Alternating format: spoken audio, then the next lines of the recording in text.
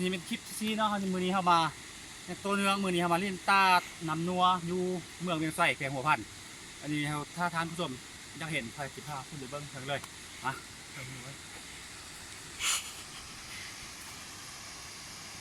อันนี้กำลังเห็นน้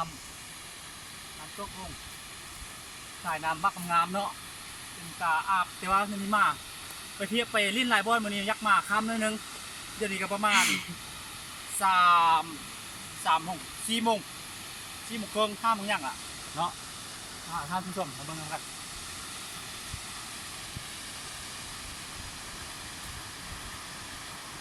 วันนี้รู้สึกว่าคนจำเพื่อมันละเพราะว่ามันคำมาหากับมาฮอด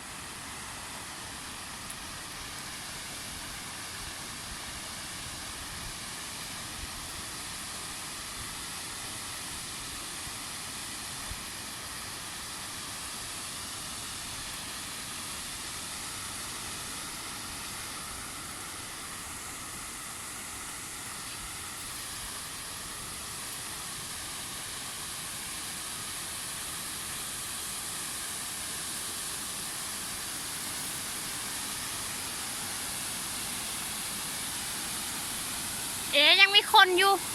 เข้ามาไกลๆกองท้ายลงมาที่นี่เนาะตองก็จะไปลิ้นน้ำลิ้นตาตองลงปล่อยวันนี้ไปลงปล่อยนี่ไปแล้วก็ พอแล้ว ตำ พยายามมันตกเล่นน้ำตกต้านน้ำนัวเนาะลงไปลุ่มมันเลยเดี๋ยวจับประกองบ่จับ จับมา บ่จับแล้วมันยันตกนี่ค่อยลงมาเอาจับเอาแม่ถุงขยันสรูลอกอันอื่นพยานยัง ค่อย ตายลงมาได้นี่นะมาส่งมาเพราะว่าอยากไปเที่ยวไปอย่าง2 เมตรมันจะยากๆอันนึงลงมา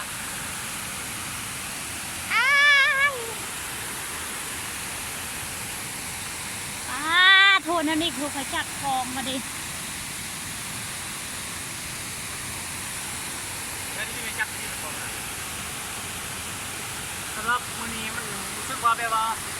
คนจะโบราณปันใดเพราะว่าคนเขาก็ขับได้แล้วเนาะมาเมื่อกี้เห็นว่ากันกลับเมื่อไหร่เพราะว่ามันแรง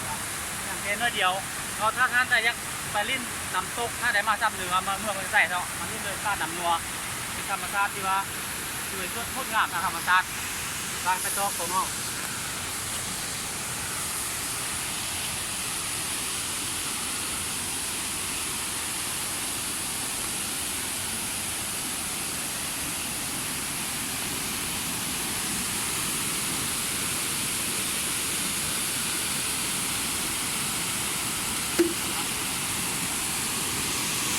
ค่อยๆเด้อค่อยๆเด้อมือกองค่อยๆเด้อมา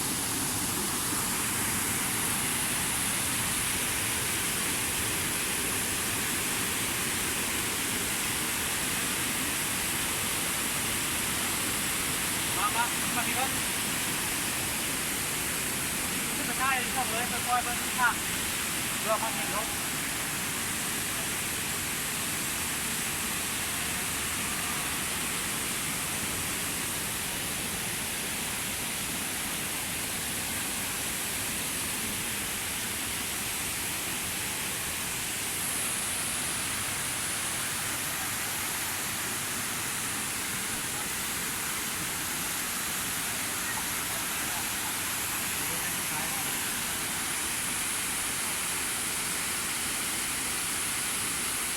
ก็จะไปดูสิ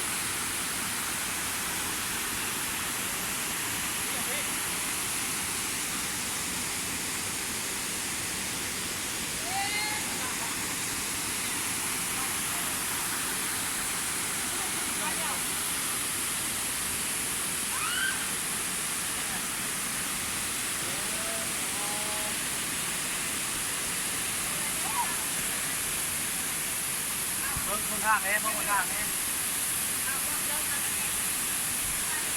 ขึ้นไปยังหัน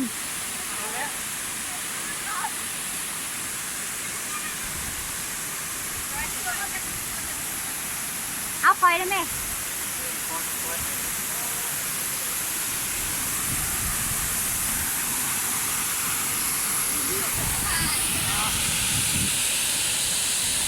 เ